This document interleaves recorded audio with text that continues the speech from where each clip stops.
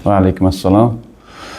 Hop, hozirgi kunda demakki o'quvchilarimiz bilim darajalaridan kelib chiqib, yaxshi natijalar ko'rsatishdi. Biz bundan xursandmiz. Ayni paytda demakki bizda har xil daraja olgan o'quvchilarimiz bor. A+, A, B daraja olgan o'quvchilarimiz bor. O'ylaymanki, hammalari o'z bilimlariga yarasha natija ko'rsatishdi. To'g'ri, ba'zi o'quvchilarimiz o'z darajalaridan sal pastroq olgan bo'lishlari mumkin. Xudo xolisa buni ham to'g'rilab borishadi degan umiddaman.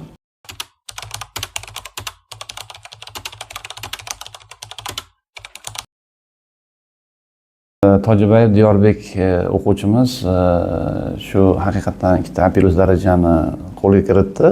Men bundan juda xursand bo'ldim, chunki bir vaqt o'zida ham kimyo, ham biologiya yo'nalish bo'yicha A+ darajani olish masalasi ochiqni aytganda, demak ko'p o'quvchilar, balki ba'zi deyarli hamma o'quvchi desak ham bo'laveradi, orzusi desak bo'ladi.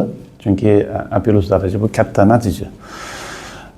Diyorbekni avvalambor shu nima bilan yana bir bor tabriklayman. Endi Diyorbekni o'zini xarakteriga to'xtaladigan bo'lsak, haqiqatdan bolalarni ba'zan demak bilimi yashirin bo'ladi-da. Endi bu faoliyat davomida ko'p ko'rib o'tganmiz bu narsani.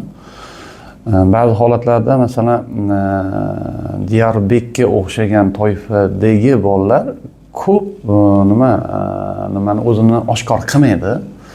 To'g'ri, katta guruhimizda bo'lgan, lekin darslarda o'rtacha faollikda ishtirok etgan bola, shunaqa ya'ni og'ir bosiq shaxslari ba'zan o'ta katta muvaffaqiyatga erishishini sabablari bu xarakteri hisoblanadi.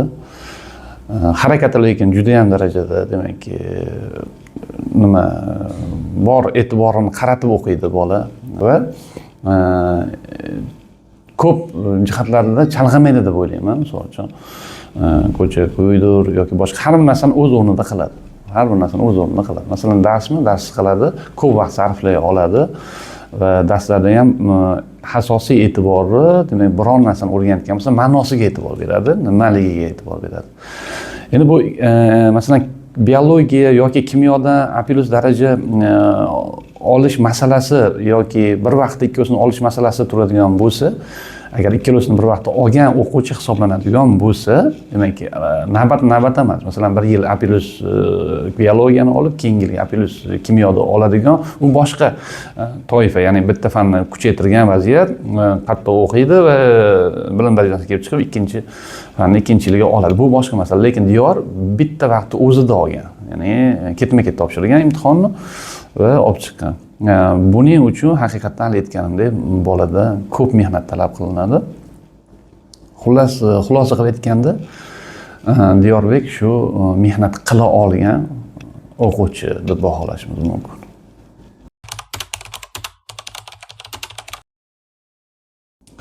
Juda yaxshi savol bo'ldi. Mana shu dolzarb savollardan biri. Chunki juda ko'p o'quvchilar umumiy holatda demak sertifikat mavzusi ko'tarilgandan keyin bu narsani olish zarur deb biladigan bo'lib qoldi. Ya'ni shu narsa fikr xayolimda doimiy turadigan bo'lib qoldi. Endi men bu narsani to'g'ri deb baholayman aslida. Misol uchun bolada ertaroq hal qilish imkoniyati paydo bo'ladi. Lekin bu degani faqat sertifikat olib o'qishga kirish shart degani emas. Masalan, ko'pincha shunaqa bo'lib qoldi bolalarda. Endi bolalarni o'zlashtirish darajasi har xil bo'ladi-da. Masalan, kimdir o'zlashtirish nimasi davri, masalan deylik 4 yil yo 5 yil davomida tarbiyalik qilgan, chuqur e'tibor bergan bo'lishi mumkin. Kimdadir unaqa ko'p vaqt bo'lmagan bo'lishi mumkin. Yoki kimdadir masalan aqliy salohiyati o'rta darajada bo'lishi mumkin. Lekin mana sertifikat savollarini murakkab qismlarini yechish uchun imkoniyat unchalik yetmas bo'lish ehtimoli ham bor. Shunaqa bolalar toifasi ham bor. Men aytmoqchimanki, hamma demak sertifikatga mukammal tarzda yondashish menimcha men o'ylayman kerak emas deb bilaman. Nimaga degan savol bu. Bitta narsani tushunaylik-da. Eng asosiy narsa bolani o'qishida demak bilimni o'zlashtirishi va o'sha bilim orqali o'qishga kirish masalasi turibdimi? Sertifikat ham shu uchun olinadi. Xo'p, deylik DTMdan 27-28 yecha oladigan bolani o'ylaylik. Masalan, shu bola agar sertifikatdan maksimal topshirish mumkin bo'lgan nuqtasi deylik B daraja bo'lishi mumkin. B darajani ham quyiroq nuqtalar. Masalan, deylik mana sertifikat topshirib chiqdi. Sertifikatdan 80% ola olgan bola balki kimyoda 100% yetib chiqadi DTMda. Bu tomonni ham hisoblash kerak-da. Misol uchun sertifikatga qo'shimcha narsa o'rganishga to'g'ri keladi. Ya'ni DTMdan tashqari yana qo'shimcha bilim olishga to'g'ri keladi. Uning uchun yana nima energiya, vaqt sarflash kerak bo'ladi. Asosiy tomoni bolada mana bunaqa bo'lib qolyapti hozir. Misol uchun bolani kimyoga bor e'tiborni qaratishni boshlayapti. Deylik, kimyodan men sertifikat olishim kerak. Xo'p, qo'shildim bu fikrga, mayli ol. Majburiy bloklar tashlab qo'yish orqali bo'lyapti. Yoki men buni olganimdan keyin majburiy bloklarga, ya'ni tarixga, ona tiliga, matematikaga keyin e'tibor beraman degan bir holat vujudga kelyapti. Har bir narsa, har bir fan 2-3 oyda o'zlashtirib qo'yish ehtimoli bu juda ham kam holatda bo'ladi. Masalan, har biri uchun vaqt kerak. Bizdagi asosiy yutqizuq, umumiy bolalardagi asosiy yutqizuq ko'p jihatidan shu majburiy bloklarni tashlab qo'yish va asosiy mukkasidan ketish, ya'ni bitta fandan sertifikatni olib olish masalasi turib qolyapti. Men buni qarshi emasman. Buni olishga tarafdoriman. Olsin deyman. Lekin har bir narsani o'zini nimasi o'lchovi bo'lganda majburiy bloklarni tashlab qo'yish orqali qilmaslik kerak bu ishni. Agar vaqti bo'lsa, oldindan, misol uchun mana 10-sinfimiz qizimiz bor. O'sha qizimizda Maftuna ismlari. Ana shu qizimizda demak haqiqatan vaqt masalasi bor unda. Bu 10-sinf qiz. Haqiqatda masalan ikkita blok hisoblaydigan bo'lsak, mana biologiya, kimyosini hisoblaydigan bo'lsa 156 ball maksimal ball, 153 ballini oldi. 3 ball kamroq to'pladi. Endi xolasa demak 3 ballda u qiz potensiali juda yaxshi, bemalol 3 ball yana qaytarib olib 156 ballga olib chiqa olishi mumkin. Chunki bu yil 10-sinf.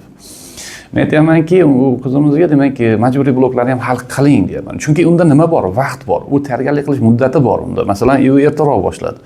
Deylik, 7-sinfda yoki adashmasam 8-sinfda boshlaganmi-ki shunaqa. 8-sinfda yo 7-sinfda boshladi. Demak, aqliy salohiyati ham yaxshi, demak qabul qilish darajasi ham bor. Shuni asosida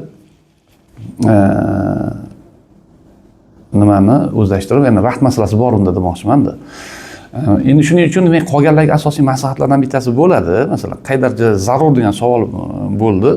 Men endi masalan olishini tarafdorman hammani. Lekin bor e'tibor, ya'ni faqat shuni olmasam bo'lmaydi degan nimadan yiroqda turishimiz kerak. Har birimiz o'quvchilar biz muhimi bilim olish. Bizga bilim olib, o'sha bilim asosida o'qishga kirish biz uchun eng asosiy kerak jihat, kerak nuqta shunda. Sertifikat masalasini qo'yadigan bo'lsak, vaqt bo'lsa olsin, vaqt bo'lmasa shart emas, majburiy blok hisobidan majburiy blok olib tashlab yoki tarix, ona tili, matematikani to'xtatib e'tibor berishiga men ochig'i men qarshiman o'zim. Xudo xolasa demak bolalarga o'ziga har biri bilan individual suhbatlashyapmiz, tushuntirib o'tyapmiz.